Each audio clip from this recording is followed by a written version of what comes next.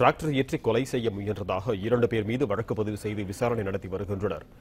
ஸ்ரீவில்லிபுத்தூரை அடுத்த திருவண்ணாமலையில் அரசு அனுமதியின்றி டிராக்டர் மூலம் மணல் கடத்தப்படுவதாக போலீசாருக்கு தகவல் கிடைத்தது.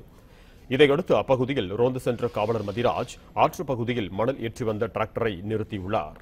ஆனால் டிராக்டரை ஒட்டி வந்த முருகன் என்பவர் டிராக்டரை நிறுத்தாமல் மதிராஜ் வந்த இருசக்கர வாகனத்தின் மீது மோதிவிட்டு அங்கிருந்து அதிவேகமாக தப்பினார்.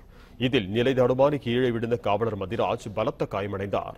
இதையடுத்து அவரை மீட்ட அருகில் இருந்தவர்கள் அவரை சிகிச்சைக்காக மதுரையில் தனியார் மருத்துவமனையில் சேர்த்தனர். அங்கு அவருக்கு தீவிர சிகிச்சை அளிக்கப்பட்டு வருகிறது. இதனிடையே அதிவேகமாக டிராக்டரில் தப்பிச் சென்ற ஓட்டுநர் முருகன் அப்பகுதியில் சாலையோரம் இருந்த மின்கம்பத்தில் மோதினார்.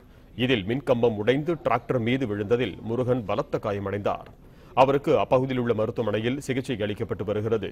இந்த சம்பவம் குறித்து டிராக்டர் உரிமையாளர் செல்வகுமார் மற்றும் டிரைவர் முருகன் ஆகியோர் மீது வழக்கு பதிவு செய்த போலீசார் விசாரணை நடத்தி வருகின்றனர்.